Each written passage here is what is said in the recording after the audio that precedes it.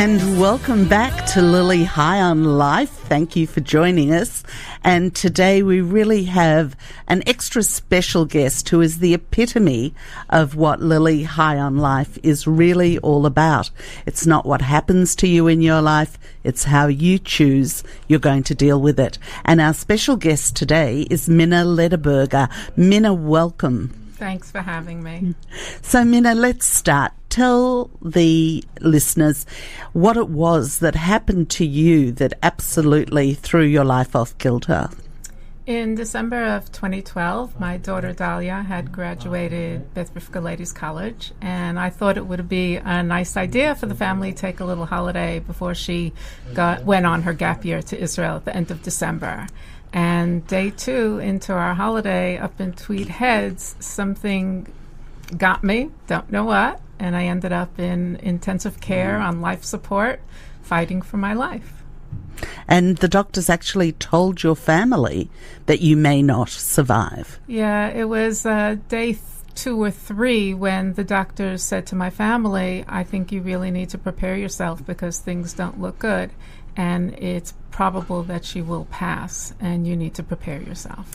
And the listeners need to know that you had a very normal life. You're married, 2 children, just going on a holiday before your kids went out into the world, and you got this this terrible news from your doctors. But that's not where it stopped. It's not that you just survived. Well, you're right. I mean, I was healthy before we went on this holiday. There was nothing holding us back. I had worked a full schedule before we left. I remember saying goodbye to my girlfriends at shul on Shabbos morning because we left on a Sunday. And everything changed 2 days later. And subsequently, the doctors diagnosed me with something called HLH, hemophagocytic lymphohistiocytosis. For all your listeners out there, you can Google it. HLH is fine. You don't Whole have to new type language you learned. Absolutely. At the same time, I had a streptococcal A infection and toxic shock, and that's what took me to life support and, fighting for my own life. And then it's not that you just got better, but you also had a double amputation of your legs. That's right. So while I was fighting for my life, with HLH, your immune system is attacking itself. And so they had to shut it down and restart it again. And along with the streptococcal A infection, toxic shock, my legs went gangrenous. And when I came out of my coma, they were not salvageable. And so in January of 2013, it was actually Australia Day, I had both my legs amputated below the knee. So this was 6 years ago, and you had lots of choices that I'm sure went through your mind. Actually, I didn't really think about any choices. I remember telling the doctor, the vascular surgeon, when he came into the room after I came out of my coma and he gave me the news that I would have to have my legs amputated, I kind of said no, and he was thinking, oh, she's in denial, and he said, pardon, and I said, I have to dance at my daughter's wedding, and he said to me, oh, is she engaged? And I said, no, she's not engaged, but she will get engaged, and she will get married, and I have to dance at her wedding. And he said, don't worry, you will. And so I was in rehab for a month or so. I did not go home with prosthetic legs. I went home in a wheelchair, and in March of 2013, I stood up for the first time on prosthetic legs, and I haven't stopped. And how amazing and wonderful that was your impetus to keep going. Absolutely. I mean, I'm a mom, I'm a wife, and I'm, part of a large community where I try to help out where I can, and it never dawned on me for a second to kind of stay in bed and woe is me and feel bad for myself. None of those thoughts ever crossed my mind. So. And that's why you are indeed the epitome of it's not what happens to you, it's how you choose to deal with it. And it's an enormous thing to deal with. But today, and we spent a little bit of time earlier in the week, it's not about you. The fact that you're a double amputee is not who you are and doesn't define you. Not at all. At all. Not at all. And your parents were Holocaust survivors. Yes, they were. And you said you never heard them complain or kvetch about... Never at all. Never at all. My parents met in the UK in 1946. They got married at Stamford Hill Synagogue, and I actually have their wedding photo on my wall. And when I pass it and I look at it and I see these two beautiful beaming faces, and I think to myself, they've lost their families, they've lost their homes, they're making a go, but they're happy. Both my parents worked 6 days a week. My dad was a baker by trade, my mom a nurse. They worked very hard, and I never heard them complain, ever. And you had a happy childhood in terms of you grew up in an atmosphere that was more positive than negative. Absolutely. I mean, I think the whole idea of accepting the things that you cannot change is really important to moving forward. And so, in life, when you have medical circumstances that kind of rule what's going to happen to you, if you don't accept them, you're never going to move forward. So if you accept that, life will be different now, doesn't mean that it'll be hard. I mean, it can be uncomfortable or it can be hard. But for me, it's just different. And I just kind of roll, with the way it is. God gives you lemons, you make lemonade kind of thing. And that's really what the choice is. Are you going to roll with it and be happy? Or what's more important, to be happy or to be right? Absolutely. Yep. And did your parents actually talk to you about what they went through in the Holocaust, or was that a subject that was not? So it was a bit of a taboo subject in the household. When I was in university, I took a class by a woman named Yafa Eliach. She wrote a book, Hasidic Tales of the Holocaust, and one of our projects was to interview either a liberator or a survivor. And I do have, that on cassette tape. I interviewed my dad. And that was enlightening, to say the least, learn things that I didn't know before. My mother was much more hesitant about revealing, what happened to her. She had left her home to get to the UK. At the time, she was too old to go on the kinder transport, but one of her sisters was there and found her a job. England had a nursing shortage during the war, and so she was able to train to be a nurse, but not be able to nurse English soldiers because she was an alien, a German alien nurse. Right. And that's how she became a nurse. She didn't really have a choice in what career path she was going to take. And with that as well, and the environment that you grew up in, that has a lot to do with the way that you see the world and that you participate today. It seems to me. I think so. I've always been a glass half full as opposed to empty. So. There's something else before we go back to your mother, which I do want to do. But there was something else that is. Something else that was interesting to me. You are an Orthodox Jewish woman. You were raised that way and you always have been. Right. But you were also telling me that there are different, I don't like to use the word sects, but they are sects of Judaism. There's Chabad and there's Adas and there's Mizrahi, and you've kind of interplayed in all of those a little bit.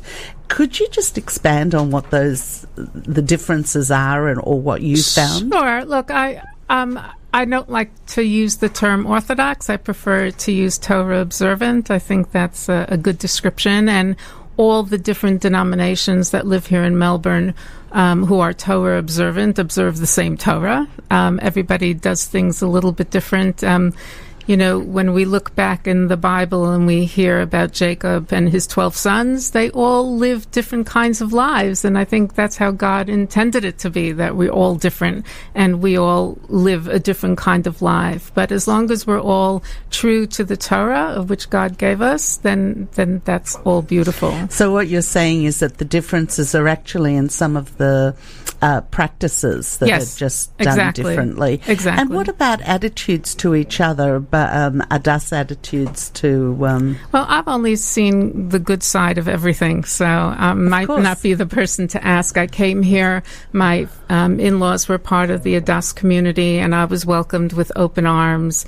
My husband is a yeshiva boy. My son went to yeshiva. My daughter's a Beth Rivka girl. We've had our feet in the Kol Beis Talmud in Mizrahi. I mean, we're part of every community, and I think that's a real bonus to living in the Melbourne. Secular community Absolutely. as well. Absolutely. I had a core group of about 10 of us girls, and we went through high school together, and I guess songs that made an impact on us growing up. And, we just felt that we could do anything, conquer the world. That's how we were in our youth, weren't we? I love that. And so you are from the United States, Right. New York? Originally from Brooklyn, New York, yes. And so tell us a little about how you met your husband and how you ended up here. Sure. So we got married, open quotation marks, a little bit later on in life, especially for the kind of communities that I came from and my husband came from. I was 27. My husband was 32. He used to go to New York a lot. He had a lot of relatives there. And, we spoke about divine providence, and I'm a big believer in that. And it just so yes, it just so happened to be that a good girlfriend of mine lived next door to his cousin, who he was at one day, and she had come over to chat or borrow a cup of sugar or whatever. And they got to talking, and he was single, and I have a single girlfriend, and 7 weeks later we were engaged. So I love that. And first marriage for both of you. Yes. And at this so-called later age. Yes. But it very obviously worked out, but it took you away from all your friends who... And I want to explore later on the friendship things, Sure. because it's relationships and friendships are so important. But you but you left all of that to come to Australia. What was that like in the beginning? Right. So in the beginning, it was really difficult. Kudos to my parents, who never said, no, don't leave us, don't go. They really wanted me to marry, obviously, and be happy. And if that took me to the other side of the world, so be it. It was very hard leaving my friends more than my family, and that was something that was really hard in the first year. I remember we lived in a flat on the corner of Glen Ira Road and Elizabeth Street, and I was absolutely thrilled to have a postbox right out the door, because I lived in those flats when we first came to Australia. I was just thrilled that I could just walk out the door and post a letter. That's amazing. Yeah.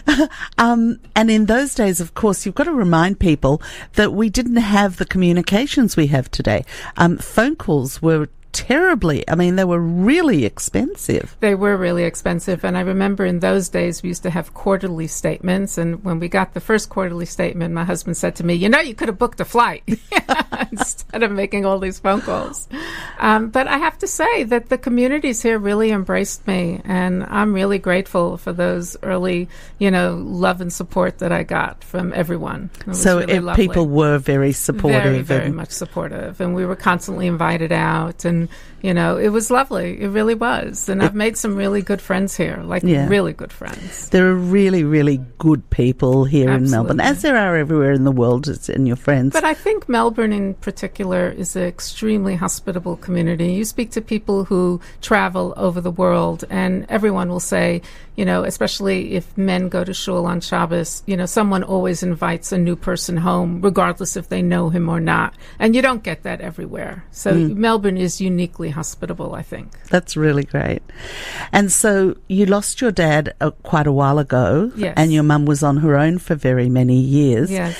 Tell me again a little bit about how you finally got your mother here and what that was like. Right. So after my dad passed away, I have a brother who lives in Elizabeth, New Jersey, and she often went there to spend Shabbat. And then there came a time when she wasn't quite well. But all through the years, every Sunday morning here, Saturday night in New York, we would speak, and I'd always end the conversation the same way. Hey, Ma, don't you think it's time you moved to Australia? And it was always no. And then at one point, I made that phone call waiting to hear the same no, and I actually got a yes. And I was so shocked. I said, okay, great. I'm on the next plane out. And I did. My brother, who lives in Israel, met me in New York. My mother had been unwell. And she wasn't in a good space. And within a week, we had gotten her an emergency passport. We packed up whatever clothing she needed, and she came to Australia and lived with me. I love that story so much because how we take care of our parents is so important. But everybody has to live their own life. So once she got here and once you had her here, you were able to really improve her health and quality of life. Absolutely. Look, she was in a bad place, and it was an honor and a privilege, to be able to do that for her. When she came to Australia, I was working for a cardiothoracic surgeon, and at the time, I had a lot of connections at the Alfred and with cardiologists, and I had an appointment with one cardiologist who looked at her and then looked at me and said, "How did they let her get this bad?" And he was so disappointed in the healthcare system in America. And eventually he stripped her off of all her medications, restarted them again, and she lived a really happy life here in Australia. She loved going for walks out the back door, and she would sit in the sun on Hotham Street on the corner. A lot of people used to see her there and knew it was my mom. And she just loved the hive of activity of my children and their friends coming and going, being in the pool. I think she wished she would have done it a lot sooner. And is there anything that feels better than knowing that a parent is well and happy? Absolutely. It's the most amazing feeling. I remember once my mother remarked to me, because there were times when I would have to take her to the doctor, and I'd say, something's not right. And we'd get back in the car after seeing the doctor, and she said, "How do you always know?" And I guess, that kind of intuition, hopefully, a lot of people have it. I don't know if daughters have it with their moms or just in general, but yeah, it was a real privilege. And Minna, because there are, in my case, so many of us who want, bisa hinted and swansik, and yes. some as well. Could you talk a little bit about what it was like when your mother did pass, and it was all so good before that, but still it doesn't matter what age yes. or when. Look, losing a parent, losing a surviving parent is even harder, because then you become an orphan, so to speak. I remember when my dad passed away, my brother from Israel was able to get to New York to sit Shiva with my mother and my brother, and I was sitting all the way in Australia all by myself, and that was really, really hard. And then when my mother passed away, we all sat separately, which was even harder because none of us could support each other except by phone calls. And it was a real loss in the home because she was a quiet woman, but she had a vibrancy about her. And what did it teach you? How did you come to terms with that loss? I think in general, the feelings of heartache do, test the passage of time. So when people say, "Oh, it just takes time," they're right. You walk around with this little idea of, Charlie, with the dog Snoopy, and he has this little rain cloud over his head, and you walk around like that for like 6 months, and then one day the cloud is gone. But one of the first things I did is take a picture of my parents that I had from our wedding album, and I put it on the wall, because this way I felt that whenever something happens in our home, that they're a part of it, whether it's happy or sad, and thankfully mostly happy. So, and how did your children deal with it? They were terrific. I know that somewhere along the way my daughter wrote a poem, and I know I have it somewhere. I haven't dug it out for a while. But again, they accepted that her last years of life in Melbourne were probably some of the happiest ones that she had spent, and they were able to forge amazing relationships with her that they hadn't had an opportunity when she was living in New York. So, yeah, they dealt okay. And do you feel there was also something to do with your faith and your belief in Hashem that also helped you process it and deal with it? Look, my belief system and my attitude of observance has everything to do with how I live my life. And we're put on this earth for a certain period of time. Perhaps it depends on the mission that we're supposed to be doing here. And then when you've done your mission, God calls you back. And that's how I like to look at it. So very nice. And it is a good way to deal with it. Just to have faith that things will work out and things do work out for the best in the end. I think it's one of the things that you have to learn, whether you go through any kind of trauma in life, whether it's physical, financial, emotional, is that God really is involved in the big things and the little things in life. And sometimes you really have to throw it upstairs. And I do that a lot. I do throw things upstairs to him, those things that I really realize I have absolute no control over. And I'm still very close with a lot of those girls. And 2 of my primary school friends came to my daughter's wedding when she got married in 2015. And it was extremely special. So nice.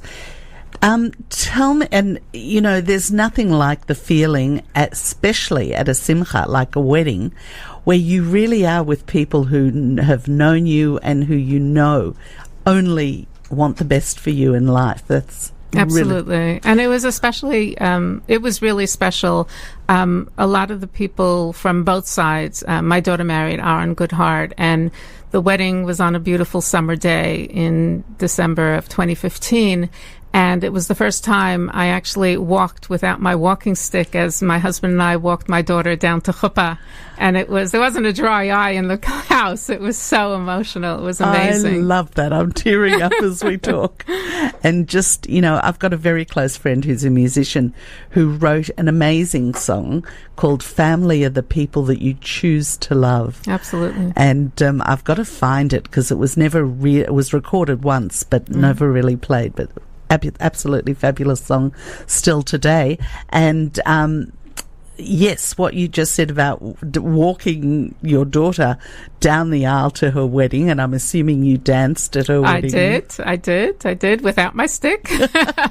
So Minna, talk to me a little bit about what it was like as you were recovering and after the amputation, because I'm sure you went through some tough times as well in your head, but you obviously didn't let them overcome you. And also I'm asking in the context of your personal emotional journey, but also because we're reading so much about depression and suicide even in the community with young people. So it's important to understand how you have been through something that could have really been suicidal for someone else, how you went through it. I feel really blessed that I didn't have a lot of issues that some amputees face, something like phantom pain, which can drive you around the bend and extremely painful. So I feel really blessed that I don't and didn't have to deal with that.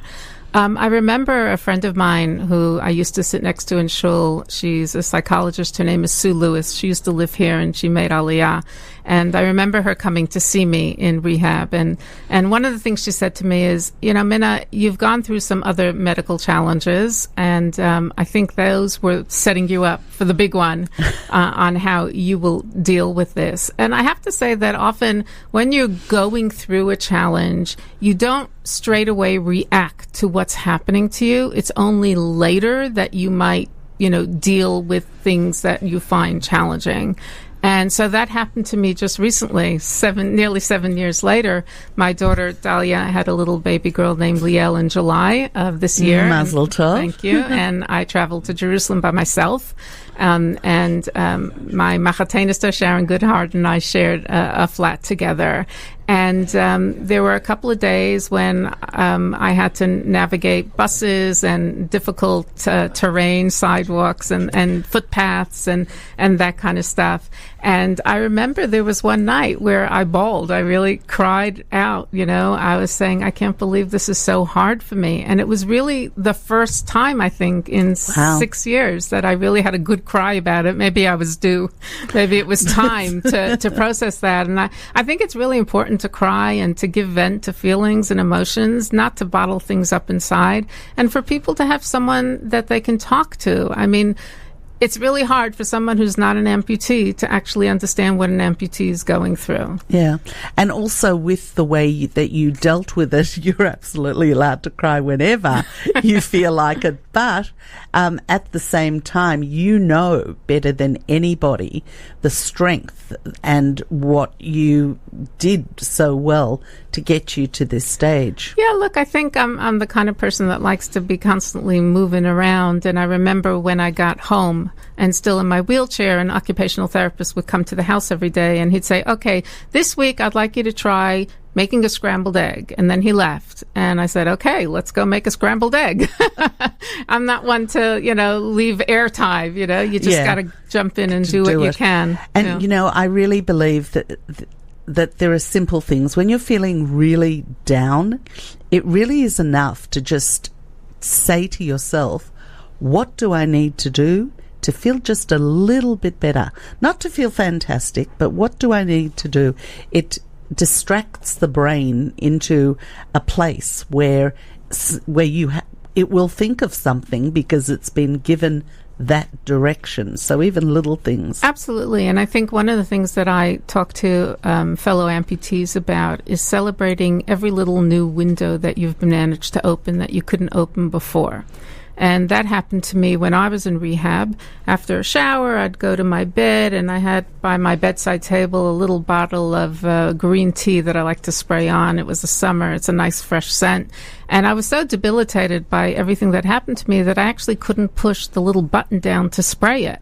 And I would try it every morning, and I couldn't do it, so I couldn't do it. And then one morning, I could do it, and that was a huge celebration. And so I think amputees and anybody who's in a situation where they're trying to do things and can't do them, don't look at it as a forever thing. You might not be able to do it today, but you might be able to do it tomorrow. And so don't give up. Just keep trying. And if you can't do it the conventional way, find another way to do it. But you will be able to do it if you really want to. And the other really important thing for people to know is that you are leading a perfectly normal life that anybody else leads. You look after a household. You have additional people into your house. Mm-hmm. You also give back. You do non-profit work, and you also, you tell us about that. Well, I really wanted to give back to the community because every member of all the different communities were extremely helpful to my family while I was out of the home, which was probably about 4 months, and leading up to Pesach. So that was. What were these? Talk about the different communities. All the different communities. As I said before, the Adas community, the Kol Beis HaTalmud, the Yeshiva Beth Rivka community, the Mizrahi community. I volunteer as an education guide at the Jewish Museum, another community that I'm a part of.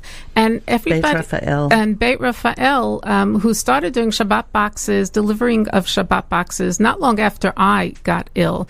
Adina and Shimon Allen, two of the most unbelievable people on the face of this earth, who have done the most selfless thing, have purchased apartments near some of the major hospitals for families to stay in, fully stocked with everything you could possibly need for Shabbos so that they can be close to their loved ones. And also the Shabbat boxes being delivered to major hospitals and rehabilitation centers around Melbourne for the Jewish patients in hospitals to know that they're not forgotten. They include a little bottle of grape juice, some little electronic Shabbat candles, a bit of a challah roll, and some cake. And the faces of the patients just absolutely light up when they receive these boxes. And usually the first question is, how do you know I'm here even? And they're just so happy, and it just brings them a little bit of levity for the day. And the other thing I really wanted to do was give back to the amputee community, because we're really a little community on our own. And as I said before, other amputees, need to support each other. And while you're a patient, you have physiotherapists, occupational therapists, rehabilitation physicians, allied health professionals all working with you, but none of them are amputees. So they might be able to tell you anecdotally some of the things that they've heard before, but they're not going through them themselves. And so Gabby Sar Shalom, who's the pastoral care coordinator over at Caulfield Hospital, knew I was doing the Shabbat boxes. She offered that I take their pastoral care course, which I did. And now I spend every Monday afternoon at Caulfield Hospital outside the amputee clinic, chatting with patients, and then going on to the same rehabilitation ward that I was in 6 years ago and meeting patients and just answering their questions. I can't even imagine the joy that would give you. Immense joy. I find it really fulfilling, really fulfilling. And I was a little, I want to say shocked, but surprised when you told me that not only are there amputees for their legs, but there are some amputees that upper limbs, that upper limbs, yes, they are amputated as well. Yes, and to continue.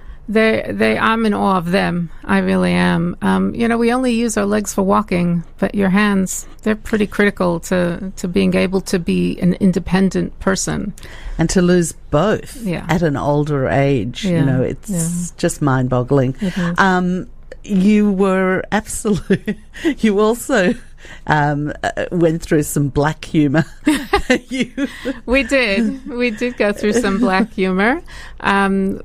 I remember my children and I joked about how traveling in economy class would be easier because you could take your legs and stow them in the overhead compartment, have a little bit extra leg room, so to speak. So when you get to that stage, you really know that you're dealing with it okay. Absolutely. And it's just so important. I have to say that without feeling God on my shoulder, I don't know how I would have gotten through it. And for me, it's all about God. For other people, it might be the universe. I don't know what they believe in, but I really felt him there, and he was really holding on to me and lifting me up.